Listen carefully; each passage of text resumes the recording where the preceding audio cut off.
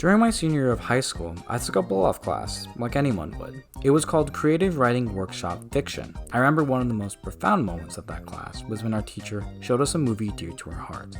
That movie was Paterson, and she explained to us that it's the perfect film.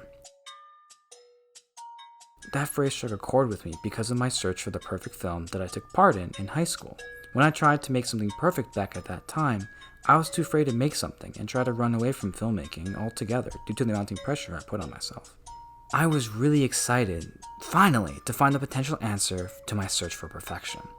So I watched the film with my class eagerly, and none of us really understood why she called the film perfect.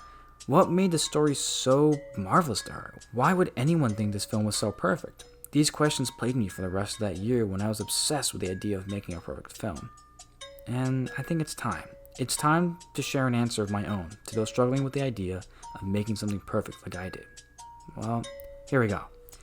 There is no such thing as a perfect film or story or anything that you do. Let me explain why. First, we have to delve into the mind of the creative head of Paterson's story, Jim Jarmusch. Jim Jarmusch is a film director and writer that makes movies where not a lot of stuff happens. The basis of Paterson is that he's a bus driver that passively meets certain individuals on his bus route that inspire him to write poems. There is no added twist or addition to the story or formula. This is the basis for the whole movie. This film, like many from Jim Jarmusch, is quite simple by narrowing in on a specific character for the whole movie in a laid-back manner. In this case, it's Paterson. As a result, not much suspense takes place in the film. It's about daily life with no added tension and no struggles. Any tension that is possibly built is immediately destroyed within seconds. His films are about the emptiness and encompassing the ambiguity of life. In the film, things just happen to Paterson. It makes him feel as though he's the passenger of a commercial air flight in coach that has occasional turbulence here and there. There is even a point in the film where his bus breaks down and there is no nervousness, and more so the audience. It's seen as a simple transaction of daily life. Many might think this movie goes against multiple normal story conventions due to its boring and uneventful nature. But I disagree. The most common story structure is the hero's journey, used in countless movies and TV shows. Let's follow the hero's journey diagram to examine Paterson's story structure.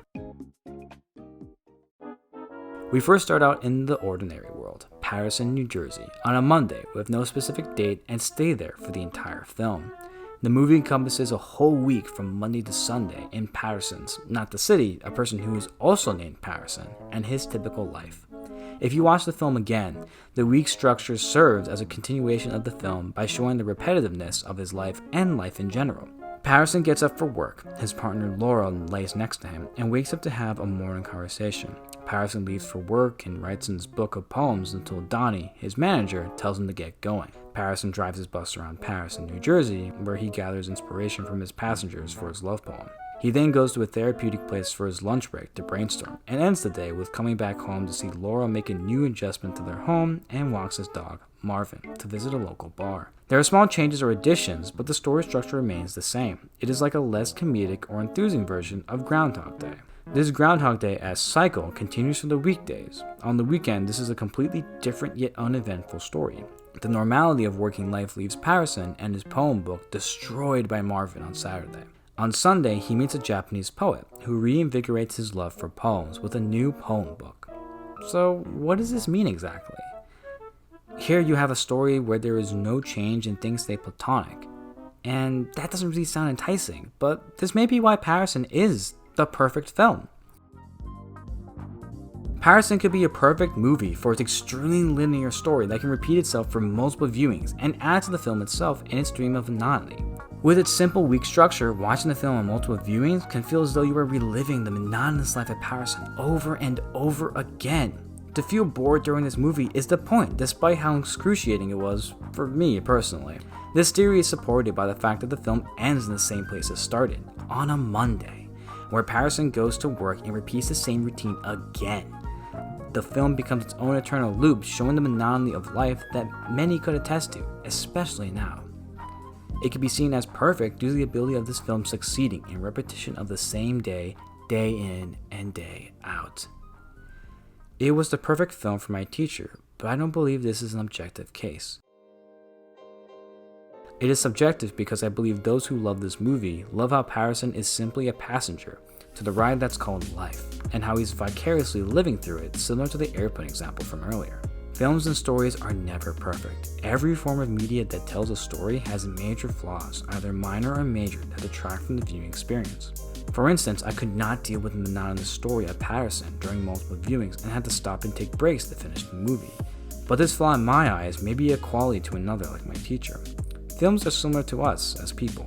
We as people are flawed, but we find something in those flaws, in each other or ourselves, that could lead us to love or hate. Stories in any format that do take this extra step to establish a story are subject to harsh criticism, like us as people. The most perfect film or person in an objective sense doesn't exist. In the subjective sense, of course it does. Everyone has their favorite film or favorite person that to someone else may think the exact opposite. So this is my answer. The perfect film, unfortunately, doesn't exist, but maybe it can for you. It's all a matter of opinion, and the only opinion that does matter is your own.